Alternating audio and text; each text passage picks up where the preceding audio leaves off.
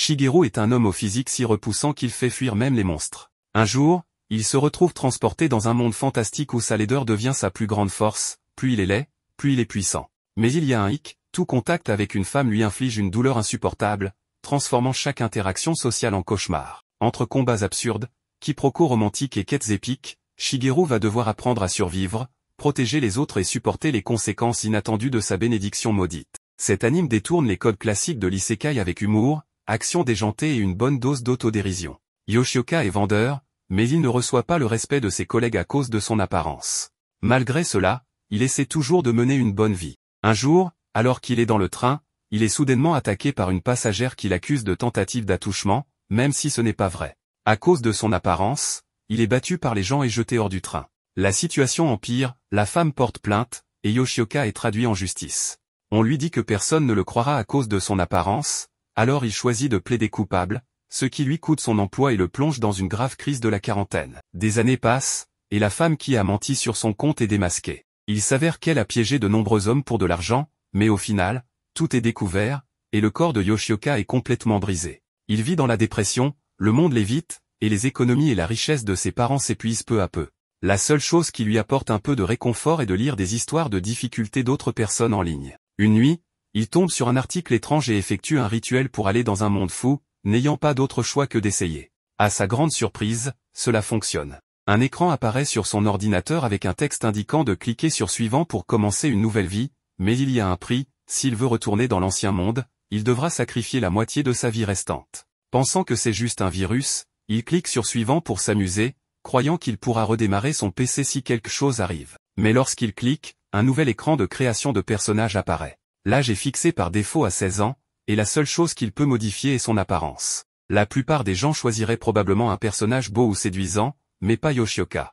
Il décide intentionnellement de régler son apparence à moins 255. En passant au menu suivant, il reçoit 13 000 points en échange de son apparence laide. Il aurait pu utiliser ces points pour renforcer ses statistiques, mais il ne le fait pas. Dans une section pour des conditions personnalisées, il ajoute des conditions absurdes, comme un taux de revenu de 0,00001%. Il stipule également que s'il est touché par une femme, 10% de ses HP maximum disparaissent immédiatement, et en cas d'intimité physique, il sera instantanément satisfait par une correction brutale. En raison du nombre de modificateurs négatifs qu'il a ajoutés, ses statistiques globales augmentent de 1000%, et ses points de paramètres bonus atteignent 1 trillion. Mais avant qu'il ne puisse les attribuer, l'écran expire, et il est transporté dans un nouveau monde où rien ne peut être fait. Yoshioka est surpris, car il pensait que c'était une blague, mais cela s'avère être vrai et choquant. Il se réveille dans une maison avec 2 femmes et un homme. L'homme, très masculin, enlève ses vêtements pour en donner à l'une d'elles et demande à Yoshioka de l'aider. Yoshioka enlève aussi ses vêtements, mais l'autre femme refuse, et la raison est évidente. L'homme se présente comme Seiji, et comme Yoshioka, il a 16 ans dans ce monde. Les 2 femmes se présentent comme Rizu et Seka. Quand Yoshioka donne son nom et son âge, personne ne croit qu'il n'a que 16 ans, vu son apparence. Cependant, Seiji essaie d'être gentil, lui fait des compliments et demande s'ils sont tous arrivés ici après avoir effectué le rituel trouvé sur Internet. Tous donnent la même réponse, et il est clair qu'ils étaient tous ivres. Pendant que Seiji et les femmes planifient leurs prochaines étapes, Yoshioka s'en va. Il n'a pas de pantalon, alors il cherche des vêtements dans un placard. En cherchant, il remarque une pièce d'or. Mais en essayant de l'atteindre, elle disparaît soudainement. Il réalise que c'est l'effet de son taux de revenu fixé à 0,001%. Plus tard, Seiji s'approche de Yoshioka pour discuter, et il commence à explorer la maison. Il trouve de nombreux objets utiles pour survivre dans ce nouveau monde. Seiji montre d'abord que les objets sont équitablement répartis. Surpris par les vêtements qui semblent enchantés et parfaitement adaptés au corps de Yoshioka, Seiji remarque que tous les objets sont équivalents, sauf les pièces, dont il n'en reste qu'une. Les autres trouvent cela suspect, alors Yoshioka leur dit qu'il n'a pas besoin d'argent, car il sent qu'il commence à le soupçonner. Et il est vrai qu'il a perdu une pièce, bien que Seiji ne veuille pas le laisser sans rien. Mais l'autre, cette désagréable, commente qu'il devrait accepter cela avec gratitude, car Yoshioka était probablement trop occupé à mater de la viande pour chercher les pièces. Cela l'offense un peu, mais il leur propose, en échange de l'argent, pourquoi ne pas lui donner la hache. Cependant, Seiji lui dit que s'il essaie de trop se mettre en avant, il risque d'échouer à nouveau. Yoshioka lui demande à quoi il fait référence, et Seiji s'excuse, expliquant qu'il parlait de lui-même, car il est très timide et son comportement égoïste a causé beaucoup de problèmes aux autres par le passé. Cette fois, il veut faire les choses correctement et ne veut pas le laisser seul, alors il lui demande de saisir cette nouvelle opportunité ensemble. Yoshioka finit par se résigner, et ils décident finalement de répartir l'équipement à l'aide d'un jeu, où le pauvre Yoshioka se retrouve avec le gourdin, c'est-à-dire les restes. Seiji prend en charge la lecture de la carte, indiquant où ils doivent se diriger. Cependant, de son côté, Yoshioka ne veut qu'abandonner le groupe et partir à l'aventure seul. Il pense qu'il vaut mieux les accompagner pour l'instant et se séparer à mi-chemin. Mais à peine ouvre-t-il la porte qu'un gobelin apparaît. Les filles paniquent, mais Seiji agit rapidement. Cependant, il remarque que d'autres gobelins approchent, alors Seiji prend le leadership, ordonnant à Seka de s'occuper d'attaquer à distance avec son arc, tandis que Yoshioka devra la protéger. Lui et la blonde iront au front pour attaquer. En mettant leur plan en action, Yoshioka pense que ce soi-disant timide n'a rien de spécial. Il remarque alors que cette maudite Seka, bien qu'elle ait pris l'arc, est tellement incompétente qu'elle ne sait même pas l'utiliser. Il décide donc de la laisser se débrouiller, mais il finit par être attaqué par un gobelin. Yoshioka décide de montrer sa grande puissance. Le problème, c'est qu'en frappant la tête du gobelin, il ne lui fait aucun dégât, se rappelant qu'il n'a pas eu le temps d'assigner ses points. Tant bien que mal, il parvient à vaincre le gobelin, montant immédiatement au niveau 31, grâce à son taux d'expérience multiplié par 10 000. Alors qu'il gagne 31 niveaux avec un seul gobelin, le beau gosse et la Lolita n'ont monté qu'un seul niveau après en avoir vaincu plusieurs. Yoshioka remarque qu'il est incapable de voir les écrans des autres, alors il décide pour l'instant d'assigner 1 milliard à chacune de ses statistiques. Le problème, c'est qu'en le faisant, il se retrouve enveloppé d'une lumière divine et obtient le titre de Dieu absolu. Juste à ce moment-là, un gobelin commence à l'attaquer, mais les coups qui lui faisaient si mal auparavant ne lui font plus rien. Il sent que c'est le moment parfait pour tester sa nouvelle force. D'un simple coup, il envoie valser le maudit gobelin, et maintenant, même sa verrue est toute puissante. À ce moment-là, il remarque que Seka traverse un moment difficile, alors il décide de l'aider un peu, en plaisantant sur le fait qu'elle souffre du syndrome de l'arc encordé et que son arc lui parle directement dans la tête, lui demandant de bien vouloir l'encorder. Elle finit par accepter, et en voyant qu'en une seconde elle remet son arc à neuf, elle lui demande s'il était dans un club de tir à l'arc. Enthousiaste, elle l'incite à utiliser son arc, et Yoshioka décide de tester une de ses techniques. Le problème, c'est que la flèche part complètement à côté. Cependant, soudainement, le ciel s'illumine, et un immense dragon descend sur eux, anéantissant tous les gobelins et laissant tout le monde sous le choc. Seka lui demande, c'était quoi, ça? Et il répond qu'il était effectivement dans un club de tir à l'arc. Maintenant que son arc est encordé, Seka décide d'aider les autres en voyant que d'autres ennemis approchent. Cependant, elle s'avère être plutôt pathétique, et aucune de ses flèches n'atteint les maudits gobelins. Seiji et la blonde décident alors de se débrouiller seuls. Seka, de son côté, est déprimée, car elle a épuisé toutes ses flèches sans en toucher un seul. Pris de pitié, Yoshioka utilise sa compétence de fabrication pour créer des flèches et les place discrètement, en disant que les gobelins laissent tomber des flèches. Enthousiaste, Seka recommence à attaquer, et je déduis que ce qu'elle a de beau, elle l'a aussi de stupide. Une fois les monstres vaincus, le groupe continue son chemin vers la ville d'Indria. Alors que les trois autres se dirigent avec enthousiasme vers un restaurant de hamburgers, Yoshioka profite de l'occasion pour les abandonner, car bien qu'il ne soit pas de mauvaises personnes, il préfère être seul. Mais en arrivant près d'une fontaine, son estomac se met à gargouiller. Un petit chat s'approche, et en voulant le toucher, il se souvient que s'il touche une femme, il perdra 10% de ses HP, alors il décide de ne pas le faire. Cependant, à ce moment-là, Seka apparaît, et effrayé, il finit par tomber dans la fontaine. Après avoir séché ses vêtements, elle lui montre un énorme hamburger, lui disant qu'il est délicieux et que c'est une manière de le remercier d'avoir encordé son arc. Elle lui demande de le manger, ajoutant que même s'il est pauvre, il n'a pas à être timide. Quelle fille généreuse! Yoshioka décide d'accepter. Le problème, c'est qu'en touchant ses doigts, il subit une énorme quantité de dégâts, ressentant une douleur écrasante en perdant 10% de ses HP. Il entre en état de choc, ressentant une véritable terreur. Mais il remarque que Seka est un peu triste, car elle lui a acheté ce hamburger, et il l'a jeté comme ça. Yoshioka s'excuse, expliquant que comme elle était si jolie, ses mains tremblaient. Mais il lui dit de ne pas s'inquiéter, car il va quand même le manger. Cependant, Seka lui répond qu'il ne peut pas faire ça et lui offre son déjeuner, précisant qu'il ne doit pas s'inquiéter du prix, car elle est riche. De plus, elle le fait parce qu'en plus d'avoir encordé son arc, elle a remarqué qu'il lui a fabriqué des flèches en secret. Yoshioka est surpris qu'elle l'ait su, car il pensait qu'elle n'était qu'une princesse innocente élevée dans le luxe. Finalement, il accepte le hamburger et commence à le manger, pensant qu'il devra d'une manière ou d'une autre lui rendre l'appareil. Lorsqu'il voit que le reste du groupe part à sa recherche, il décide de reporter son aventure en solitaire pour accompagner ses jeunes. Un peu plus tard, le groupe se retrouve dans l'armurerie, où la fichue Seka achète une quantité absurde de flèches, très confiante parce qu'elle est une fille riche. Shigeru s'en désole, car lui pourrait lui fabriquer une grande quantité de flèches. Juste à ce moment-là, le reste de l'équipe les rejoint en leur annonçant qu'ils ont trouvé une auberge, et qu'il vaudrait mieux aller se reposer. Bien que Shigeru leur fasse savoir qu'il dormira dans le parc, Seka, se souvenant qu'il est pauvre, lui propose de lui payer une nuit. Cependant, il refuse, mais comme la gamine est capricieuse, elle fait une petite mine triste, ce qui pousse Shigeru à accepter finalement. Et le soir, à l'auberge, pendant que les filles prennent un bon bain et que Seiji s'occupe de gérer son argent, Shigeru pense qu'il ne peut pas continuer à lui devoir des faveurs. Cependant, maintenant qu'il est fauché, il doit dépendre de son argent, alors il tente de trouver une solution pour sortir de cette situation. Et le lendemain, quand le groupe se lève, ils ont la surprise de découvrir que Shigeru leur a préparé le petit déjeuner. Ils lui demandent d'où il l'a eu, et Shigeru leur répond qu'il a fait semblant d'être un salarié qui dort au bureau.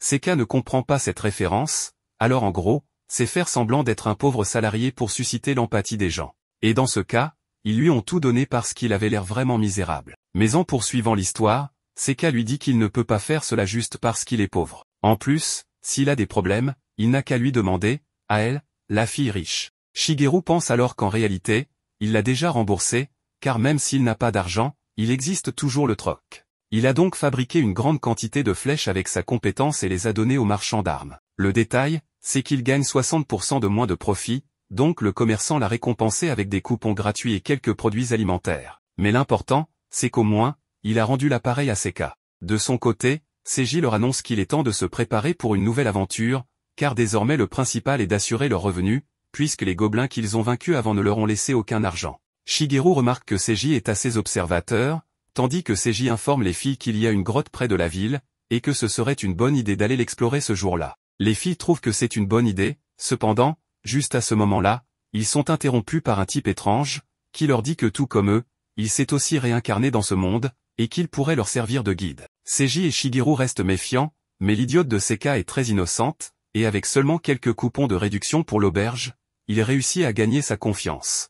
Seiji lui demande directement qui il est, et il se présente comme Kyoshiro, un humble guide qui gagne sa vie en guidant les débutants comme eux. Shigeru pense que ce type est très louche et qu'il est sûrement derrière les nouveaux aventuriers. Cependant, comme lui possède le pouvoir du dieu absolu, il saura se débrouiller si les choses tournent mal, donc il décide de laisser Seiji s'en occuper. Il se dit que d'une manière ou d'une autre, ils doivent économiser, alors il accepte de l'engager, et après être parvenu à un accord, il se dirige vers la grotte d'Arga. En chemin, il tombe à nouveau sur un grand nombre de gobelins, où Seka montre ses grandes compétences, pour ne pas toucher la cible. Kyoshiro lui recommande de faire plus attention, car elle tire des flèches au hasard. Elle lui répond qu'il n'y a aucun problème, car elle en a à foison, alors il lui conseille d'imaginer que chaque flèche coûte 100 000 millions de yens. Avec cette idée en tête, Seka décide d'améliorer sa précision, réussissant enfin à toucher un gobelin. Le groupe continue leur chemin, tandis que Shigeru remarque qu'en réalité, il est bien en train de guider des débutants, et qu'il a peut-être douté de lui uniquement parce qu'il a une tête de vendeur louche, sûrement à cause de son expérience amère dans la vente. Il leur a même recommandé d'utiliser ses casques, qui semblent avoir été laissés par le groupe précédent. Un peu plus tard, le groupe s'entraîne sous les instructions de Kyoshiro, qui demande à Shigeru s'il ne compte pas se joindre à l'entraînement, mentionnant qu'avec un bâton, il est bien plus difficile de gagner de l'expérience. Shigeru ferme les yeux, pensant qu'en réalité, il est déjà au niveau 61. Kyoshiro, croyant l'avoir découragé, lui dit qu'il ne doit pas se démoraliser, car selon les rumeurs, le bâton a des compétences finales incroyables. Shigeru pense qu'il a raison, car le matin, en sortant fabriquer des flèches, il est tombé sur un orque géant, l'ennemi parfait pour tester la compétence la plus puissante du bâton. Cependant, une fenêtre d'avertissement lui signale que s'il utilise ce pouvoir, une zone de 200 km autour de la ville disparaîtra, provoquant des pertes estimées à 1 521 851. Il décide donc évidemment de ne pas l'utiliser. Kyoshiro lui dit alors qu'il doit être plus actif au combat, car sinon il prendra sa retraite prématurément comme lui, révélant qu'il appartenait autrefois à une compagnie de mercenaires. Le chef était son camarade, mais il s'est retiré à cause d'un déséquilibre de pouvoir, et même un de ses collègues a fini par garder le trône. Il est au niveau 80, mais ses statistiques atteignent à peine 160 en moyenne. Shigeru fait une tête surprise, non pas parce qu'il est fort, mais parce qu'il le trouve très faible. Un peu plus tard, ils arrivent enfin à la caverne, où Seka agit comme d'habitude, innocente et complètement inutile. En avançant, Seiji lui demande quel âge elle a vraiment, avouant qu'il avait 30 ans dans le monde réel. Elle décide de lui dire la vérité. En réalité, elle n'a pas 16 ans comme elle est apparue dans ce monde, mais 17. Et donc, ils continuent leur avancée tout en la distrayant pour qu'elle ne fasse pas d'idiotie, guidés par le vieux Kyoshiro, et après avoir affronté des chauves-souris géantes, ils arrivent à l'entrée de la salle du boss. Seka tente de l'ouvrir, mais s'arrête juste avant. Kyoshiro la félicite, car son niveau est encore trop bas et si elle avait ouvert cette porte, elle aurait été désintégrée, car le monstre boss est très puissant. Shigeru trouve cependant étrange qu'il y ait un boss intermédiaire au tout début du jeu. Seiji remercie Kyoshiro pour les avoir guidés. Avant de retourner à la ville, il veut les emmener à un événement spécial, les conduisant à une étrange porte intitulée salle de réunion, en disant que c'est un point sécurisé où ni les monstres ni la magie ne peuvent entrer. Mais Shigeru est convaincu que c'est un mensonge, car dans un rayon de 200 km, il n'y a aucun point sûr. En entrant, il trouve des boissons et des snacks. Kyoshiro leur dit que c'est comme une fête de bienvenue pour les aventuriers arrivés récemment dans ce monde. Mais Shigeru remarque que les boissons sont empoisonnées, bien qu'un truc pareil ne puisse rien lui faire. Seiji déclare alors, même s'il apprécie le geste, qu'il préfère retourner à la ville avant la nuit.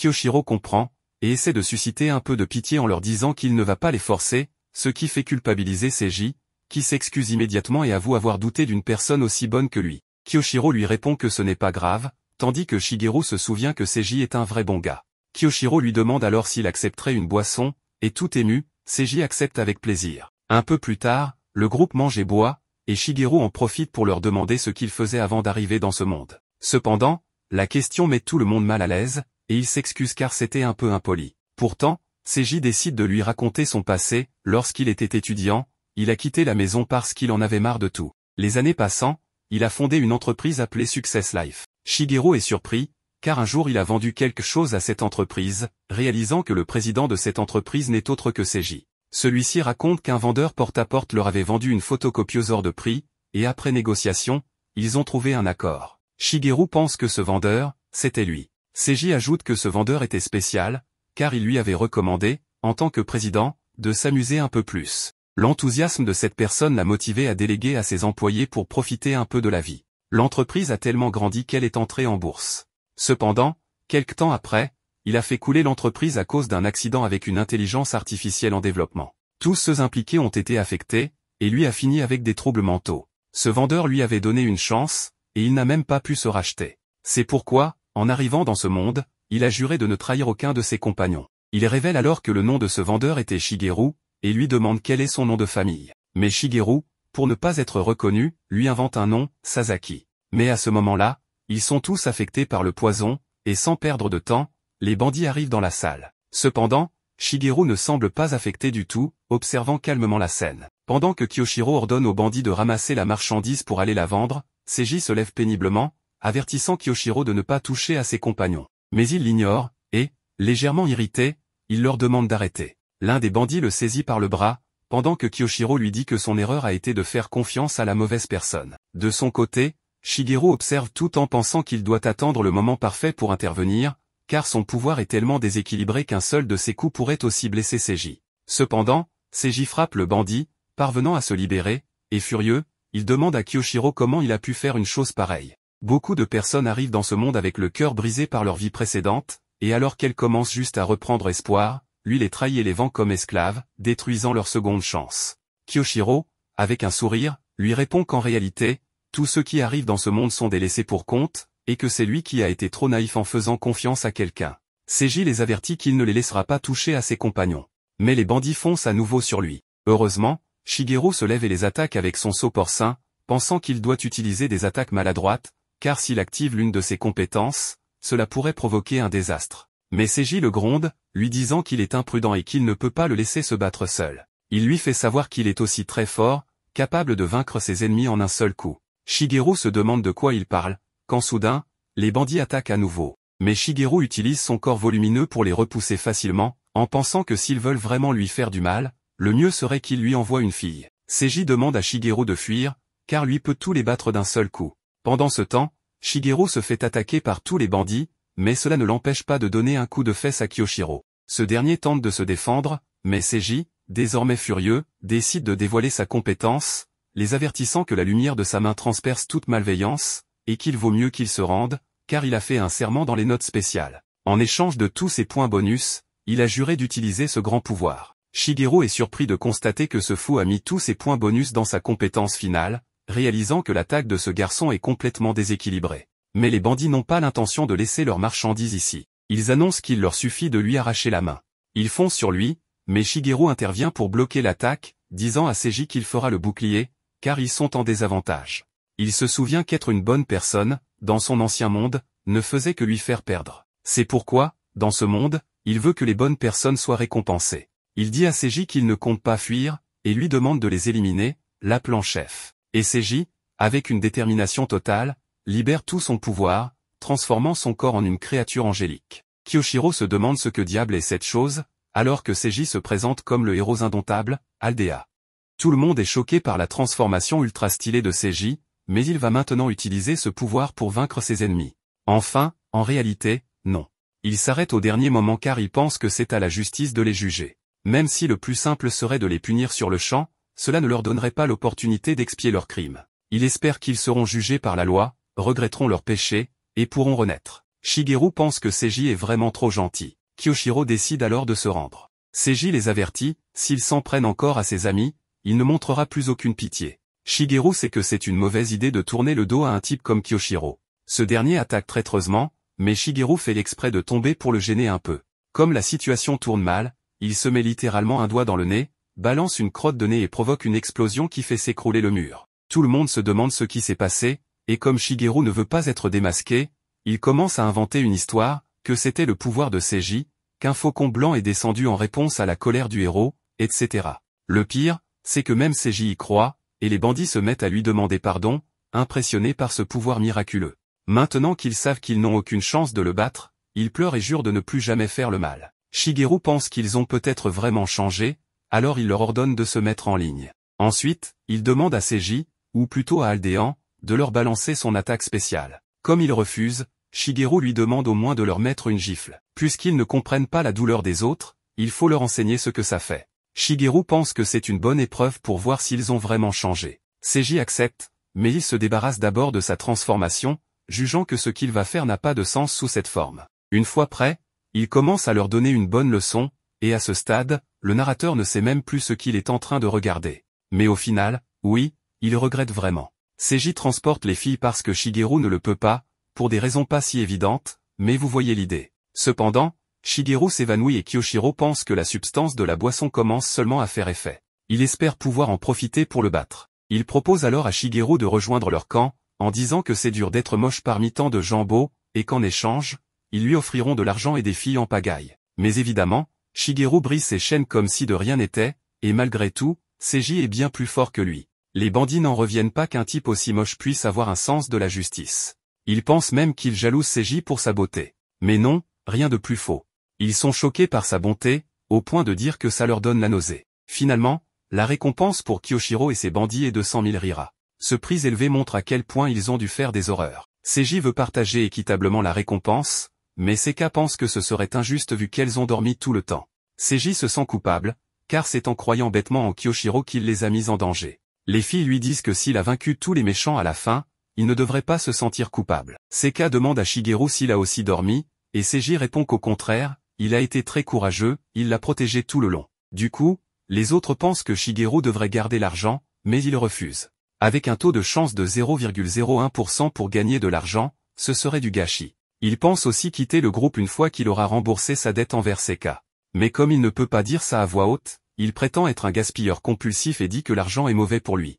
Il préférerait que quelqu'un d'autre le gère. Seiji accepte et décide de répartir équitablement l'argent pour que tout le monde améliore ses équipements. Quand elle veut donner sa part à Shigeru, il refuse pour des raisons qu'on connaît déjà. Du coup, Seka lui propose de gérer son argent, car elle dit être millionnaire. Seiji pense qu'elle est aussi impulsive dans ses achats, mais elle trouve ce commentaire cruel. Seiji s'excuse, et Shigeru pense que finalement, lui confier son argent n'est peut-être pas une mauvaise idée. Un peu plus tard, comme Seka a gardé l'argent du protagoniste, elle l'invite à manger. Elle revient avec un hamburger qu'il adore, et on voit qu'elle aime beaucoup qu'on la remercie, pas parce qu'elle veut se vanter, mais parce qu'elle aime faire le bien. Shigeru lui demande si elle adore les hamburgers, et elle répond que oui, elle en a goûté un il y a 2 jours, et elle est tombée amoureuse.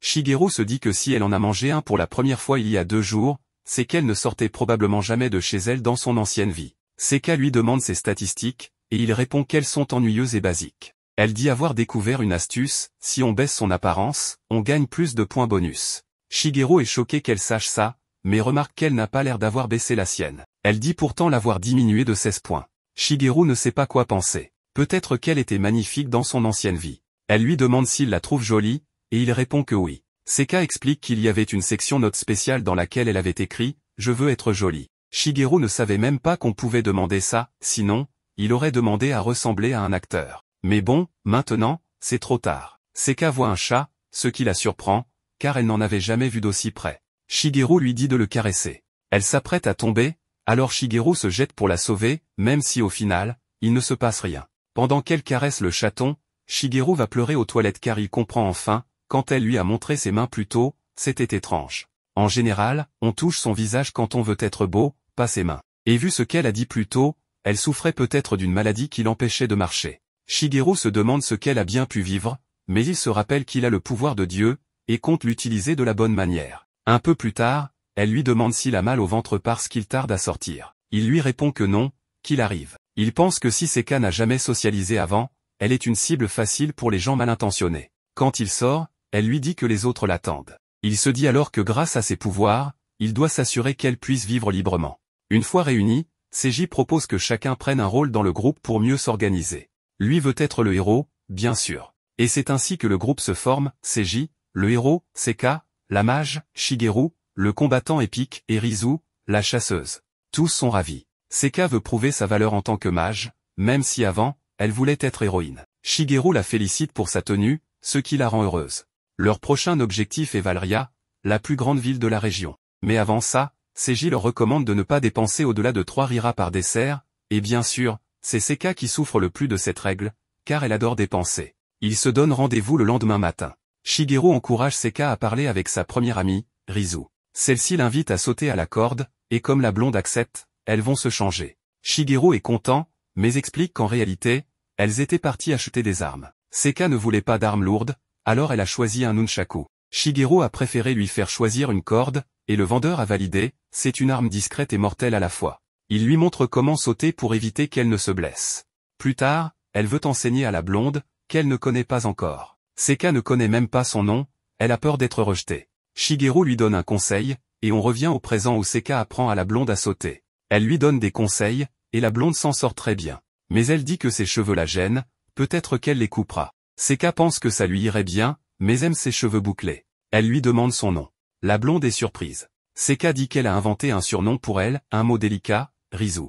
La blonde reste silencieuse, saute très haut à la corde, et Shigeru se souvient qu'elle n'avait pas une seule blessure après le premier combat. Elle est clairement exceptionnelle physiquement. Même les gens autour lui demandent si elle est une athlète. Seka veut continuer à lui parler, mais tout le monde la pousse pour parler à Rizu, alors elle se met à pleurer. Shigeru intervient, mais les autres croient que c'est un harceleur et veulent appeler les gardes. Rizu précise que c'est un camarade et lui dit qu'elle voulait juste être heureuse en sautant à la corde. Il pense que dans ce cas, elle pourrait au moins lui répondre, car être ignorée, c'est horrible. Rizu s'enfuit en courant. Le soir venu, elle laisse une lettre à Seka. Elle s'excuse, la remercie pour le surnom, et dit qu'elle veut bien devenir son amie. Seka est super heureuse, mais Shigeru sait que Rizu est revenu pour lui parler en personne. En privé, elle lui présente ses excuses. Il est surpris qu'elle puisse presque flotter. Et elle lui révèle qu'elle sait qu'il ne s'appelle pas Sasaki, mais Shigeru Yoshioka, et que c'est lui qui a sauvé Seiji.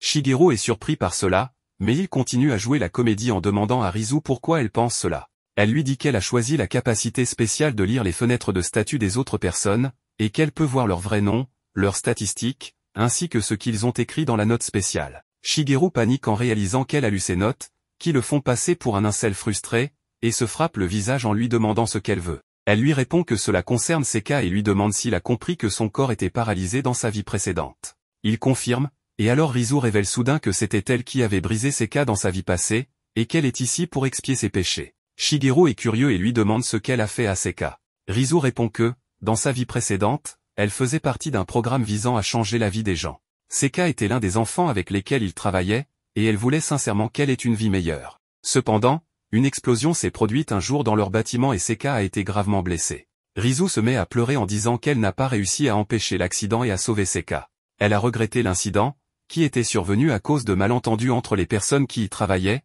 et pour éviter que cela se reproduise, elle avait écrit dans sa note spéciale qu'elle voulait mieux connaître les gens. Shigeru comprend que c'est la raison pour laquelle Rizu a obtenu le pouvoir de voir le statut des autres. Il lui demande quel était ce programme, et elle lui dit qu'il avait un lien avec l'intelligence artificielle. Son histoire rappelle immédiatement à Shigeru que l'entreprise de Seiji avait fait faillite à cause d'un programme d'IA qui avait échoué à la suite d'une explosion, et il demande à Rizu si elle parle de ça.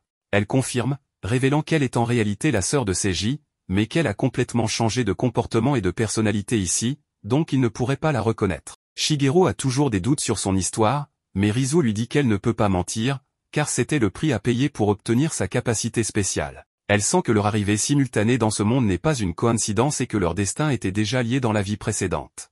Elle sait que Shigeru essaie de rendre Seka heureuse et de guider Seiji pour qu'il devienne un meilleur aventurier, et elle lui demande de la laisser l'aider. Shigeru lui dit que Seiji et Seka sont trop purs de cœur et qu'ils ont besoin de son soutien pour rester en sécurité dans ce monde. Il accepte de travailler avec Rizu, et elle fait un geste honorable en se coupant les cheveux pour montrer sa détermination.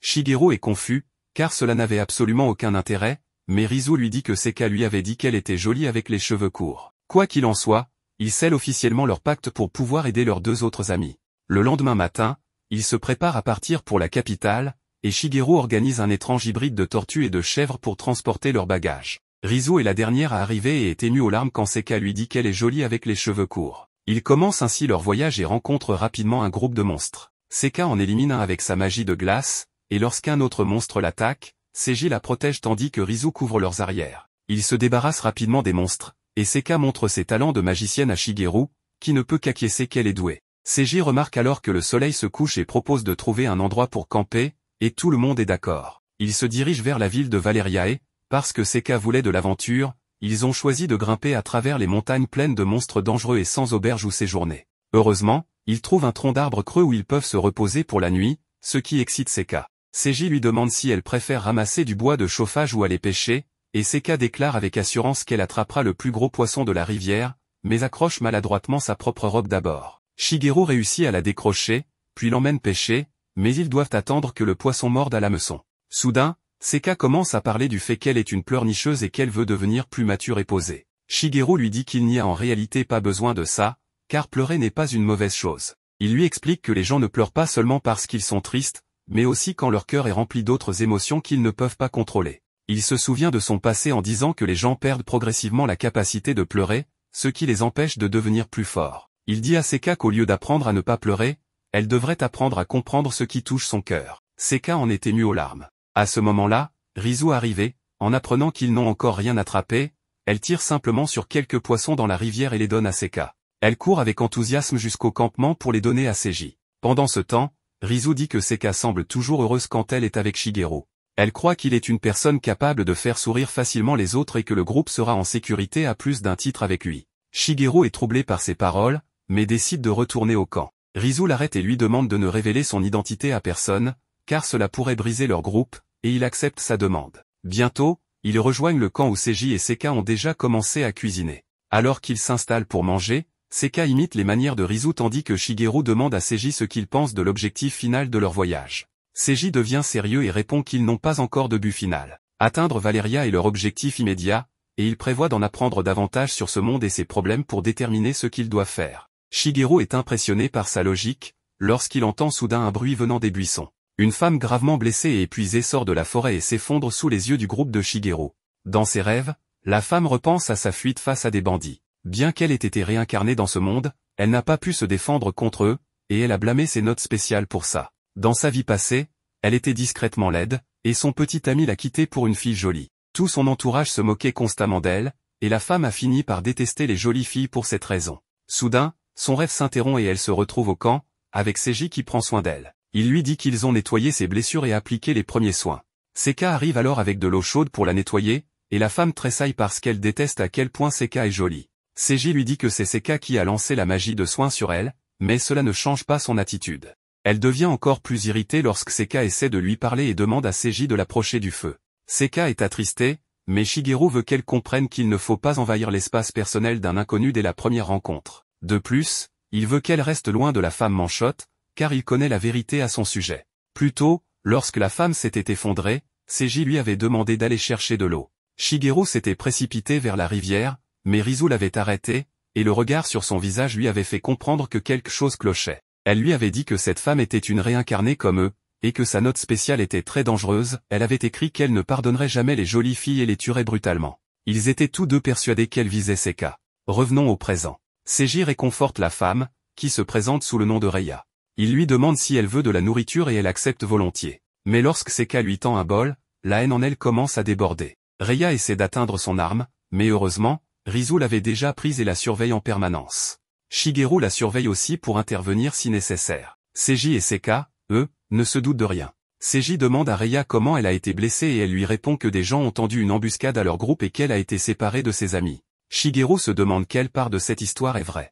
Mais Seiji la croit et lui propose de la protéger jusqu'à Valeria. Elle accepte avec plaisir. Mais lorsque Seka lui dit de faire confiance à leur chef de groupe, elle s'énerve encore et se blesse au bras. Seiji lui demande de se calmer, mais Reiya lui dit qu'elle doit aller à la rivière. Elle demande à Seka de l'accompagner, mais Seiji propose de le faire lui-même. Reiya répond qu'elle comptait en réalité se baigner, et qu'il doit être un vrai pervers s'il veut l'espionner. Seiji est embarrassé, et Seka lui demande innocemment s'il est un pervers. Il est assommé par les dégâts émotionnels. Alors que Shigeru se lève pour le réconforter, Reiya lui dit que s'il s'approche à moins de 3 mètres, elle criera.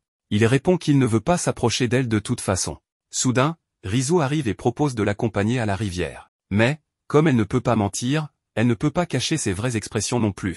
Shigeru souhaite qu'elle cache au moins son intention meurtrière, car cela effraie Reiya, qui insiste pour que Seka l'accompagne. Seka accepte sans problème et lui rend même son arme en cas d'attaque de monstre. Shigeru panique, car cela la mettra en plus grand danger. Mais Rizu les suit pour protéger Seka. Shigeru commence aussi à les suivre, mais Seiji l'arrête, disant qu'il doit respecter l'intimité des femmes. Il répond que Reiya est dangereuse, et Seiji admet que le charme d'une femme adulte est effectivement dangereux.